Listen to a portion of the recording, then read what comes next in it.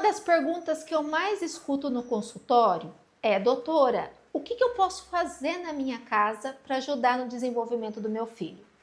Quando os pais recebem o diagnóstico de autismo de um filho, eu sei que é uma busca por terapias, por psicólogo, fono, TO, mas muitas vezes esses pais esquecem que a participação deles é um pré-requisito número 1 para que esse filho evolua.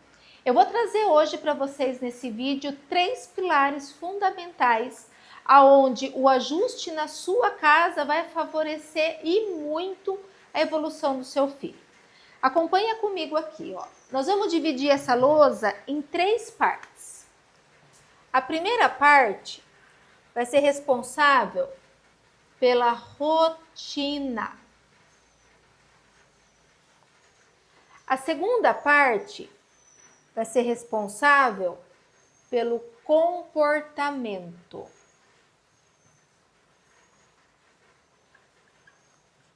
E a terceira parte vai ser responsável pela comunicação.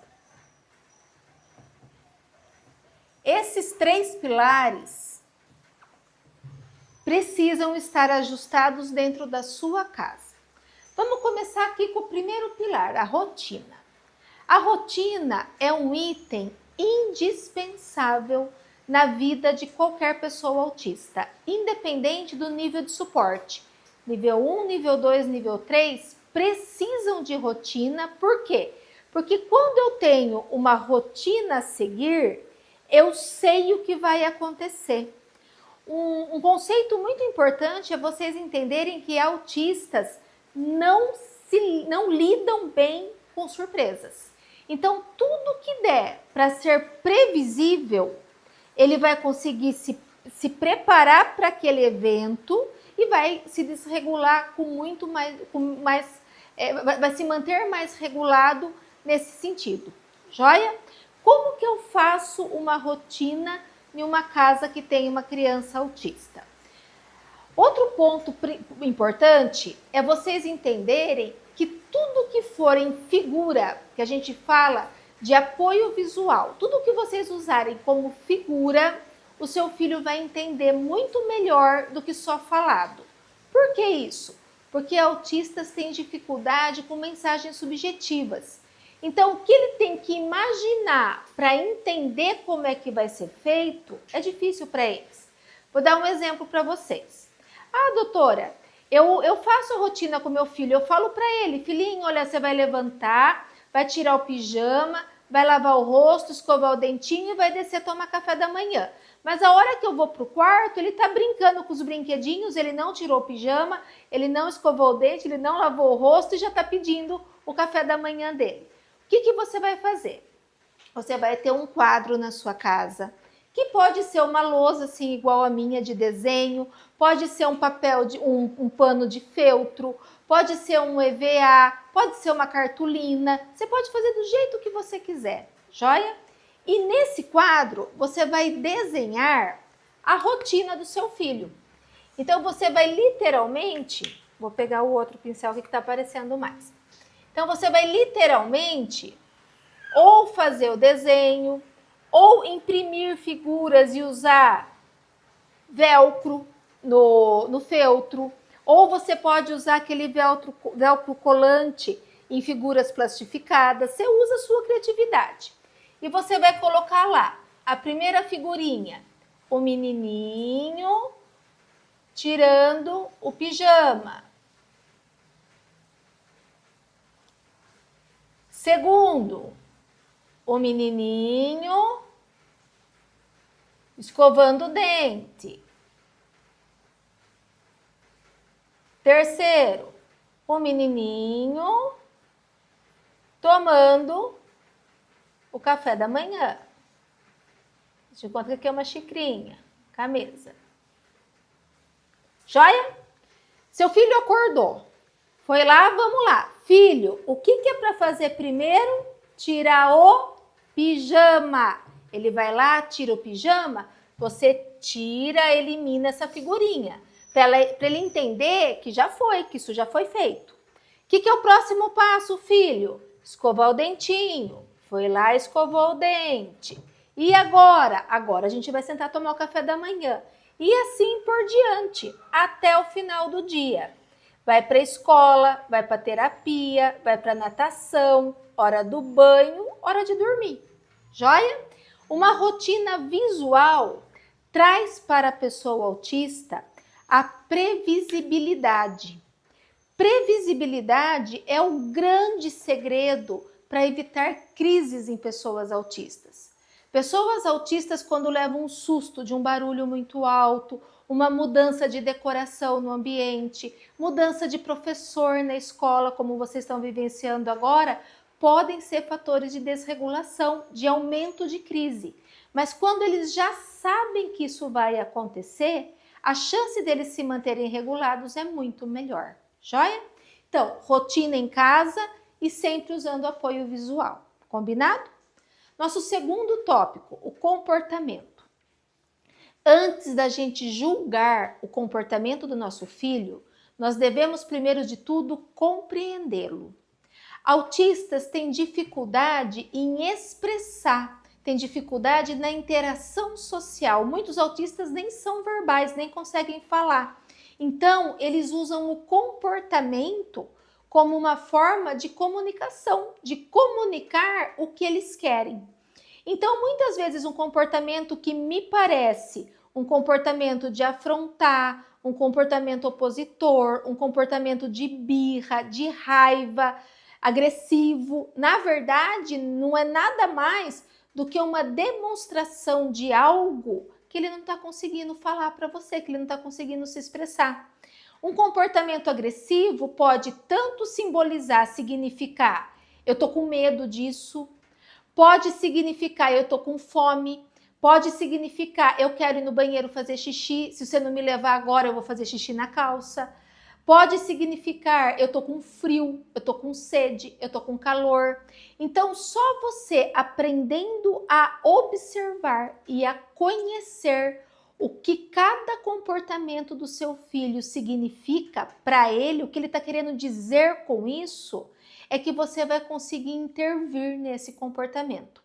Você fala, Ana Paula, mas como é que eu vou fazer isso? Então, primeira coisa, vocês vão ter sempre em mãos um caderninho, um lugar de anotação. Seu filho teve um comportamento que chamou a atenção sua? Pode ser um aumento de estereotipia, pode ser uma crise de agressividade, pode ser ficar andando para lá e para cá o tempo inteiro. Chamou a atenção, um comportamento diferente, um comportamento que está te incomodando. O que você vai precisar observar? Sempre você vai observar esta equação. Comportamento, alguma coisa antecedeu esse comportamento e com certeza alguma coisa aconteceu depois do comportamento. Então, um exemplo. Então, a criança teve uma crise de agressividade, ficou muito nervosa, irritada, começou a se jogar no chão, tudo, você não entendeu o porquê. O que você vai fazer? Você vai lá no seu caderninho e você vai escrever. Meu filho estava no quintal, sentado na grama, brincando de bola, quando de repente ele começou a gritar. Aconteceu algum barulho antes? A textura da grama incomoda ele ou não? Ele tem alguma hipersensibilidade? Ele tinha comido fazia pouco tempo? Ele tinha ido no banheiro há pouco tempo? Você vai levantando as possibilidades. O que aconteceu? Eu fui lá, peguei ele no colo, limpei a perninha dele, tudo, ele se acalmou. Provavelmente essa ação de eu tirar ele da grama fez com que ele se acalmasse.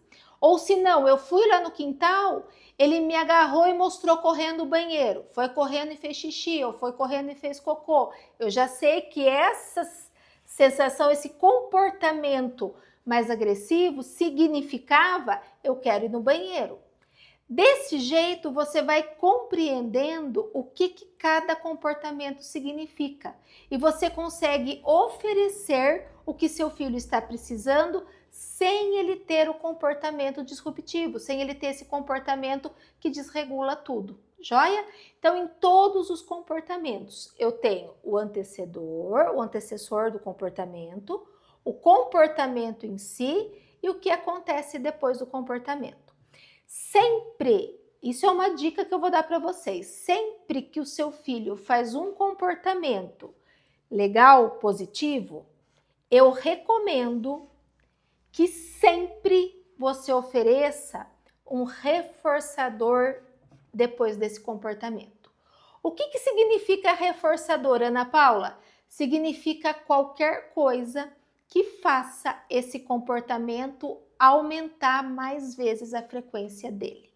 Um exemplo, vamos imaginar uma criança que não sabe imitar. E de repente, um dia, você deu tchau, filho, tchau, e ele vira para você e faz tchau. É a primeira vez que ele imita. Ou você está ensinando ele a imitar e ele consegue imitar. Só o fato de você falar, nossa, filho, parabéns, bater palma, comemorar, já é um reforço. Você pode usar um brinquedo que ele gosta, do seu dia a dia mesmo, de casa mesmo. Olha, filho, você conseguiu, parabéns, vou deixar você brincar um pouquinho com o joguinho seu, com a bola, com o seu brinquedo de preferência, porque você conseguiu fazer o que a mamãe queria. A gente reforçar o comportamento legal, o comportamento que a gente quer que o nosso filho tenha, é um ouro, um segredo que a gente tem para aumentar a probabilidade desse comportamento voltar a se repetir. Joia? E por último, eu tenho a comunicação. A comunicação dentro das pessoas autistas é uma grande pedra no sapato, vamos falar desse jeito. É uma grande dificuldade, um grande obstáculo que nós precisamos vencer. Nós temos autistas que são verbais. O que é verbais? Que tem a comunicação oral desenvolvida. E nós temos autistas que não são verbais, não verbais. Tanto os autistas verbais como os não verbais têm dificuldade na comunicação. Os verbais podem ter dificuldade na compreensão da linguagem social. O que isso significa? Expressões com duplo sentido ele não consegue entender, metáforas, ironias, tem uma tendência de levar tudo ao pé da letra. Eu vou dar um exemplo para vocês. No meu consultório, uma vez, uma mãe pediu para mim um atestado para a criança, que a criança ia fazer aula de natação. Eu falei, nossa, que legal, aonde que você vai nadar? O menino respondeu para mim assim, na piscina. Isso é uma interpretação literal. Para quem não entende, soa até como uma afronta. Um pai, uma mãe, um professor pode virar para a criança e falar assim, mas você está tirando sarro da minha cara? É lógico que eu sei que é na piscina que você vai nadar. Na verdade, eu deveria ter perguntado para ele, aonde fica a piscina que você vai nadar? Aí ele ia me responder aonde que ele ia fazer aula de natação. Então, não saber interpretar as dificuldades dos autistas verbais também dificultam a comunicação dentro de casa. E os não verbais, mais ainda, porque nem as necessidades básicas, como fome, sede, frio, sono, quer ir no banheiro, eles não conseguem pedir, não conseguem expressar. Então, a gente dar oportunidade, dar uma forma de comunicação para essas pessoas é fundamental, primordial para mantê-las reguladas, para que elas não entrem em crise, como a gente viu aqui, sem conseguir expressar o que ela desejava. Para os autistas não verbais, nós temos a comunicação aumentativa e alternativa, que a sigla é CAA. É uma excelente forma de ensinar os autistas não verbais a se comunicarem e também, ao mesmo tempo, de estimular o desenvolvimento da fala. Tanto os autistas verbais como os não verbais, a gente precisa, principalmente você que é pai e mãe, precisa estar muito atento à linguagem corporal. Por quê? Imaginem eu sou verbal, eu tô aqui conversando com vocês, tudo, mas você sabia que mais de 80% do que você vai memorizar, guardar do que eu estou falando nesse vídeo, não vai ser decorrente do que você ouviu eu falar. Vai ser decorrente do que você viu eu desenhando na lousa, o gesto que eu estou fazendo, a entonação de voz. Então, a gente aprende, a gente memoriza muito mais pela linguagem não verbal do que pela verbal. Se a gente tem uma pessoa que mora na nossa casa, que tem dificuldade com a linguagem verbal, mais ainda que a linguagem não verbal vai ser importante nessa pessoa. Então, não é raro a gente ver autistas que têm dificuldade de chegar para a família e falar: mãe, eu tô nervoso. Mãe, eu tô com medo da professora. Mãe, a professora gritou comigo na classe hoje. Muitos têm dificuldade de contar o que aconteceu. Mas ele começa a se cutucar, ele começa a se machucar, ele morde a boca, ele aumenta a estereotipia, ele anda de um lado para o outro sem parar. E se você conhecer a linguagem não verbal do seu filho, você vai bater o olho e vai falar: quando ele faz isso é porque ele está nervoso. Quando ele faz assim, aconteceu alguma coisa na escola.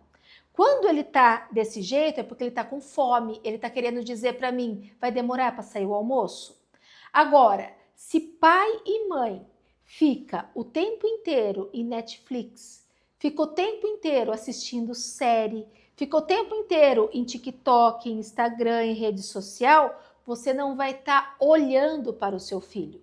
E se ele estiver cutucando a mão, se ele estiver mordendo a boca, você só vai ver quando estiver em carne viva. Porque no dia a dia, você não vai ter essa perspicácia, esse tempo de observar esses detalhes. E eu lamento muito informar para vocês que sem observar esses detalhes, vocês não vão conseguir ter uma comunicação eficaz com o seu filho, principalmente se ele for autista. Joia? Então, olha, recapitulando aqui, ó, rotina da previsibilidade, usar ao máximo apoio visual, figuras, desenhos, para que a criança ou o adolescente autista consiga se localizar no decorrer do dia. O comportamento, o que antecedeu e o que aconteceu depois do comportamento, para a gente entender por que ele está se comportando dessa forma. E a comunicação com a linguagem verbal e a comunicação corporal, que é o que mais importa dentro das pessoas autistas. Me siga aqui nesse canal, encaminhe esse vídeo para quem você sabe que ele pode ser útil e assista os demais vídeos. Todos os vídeos que nós temos aqui no canal são para te ensinar a lidar melhor com seu filho dentro de casa. Um grande abraço. Eu sou Ana Paula Ferraldo, sempre lembro de relembrar seu nome. Tá.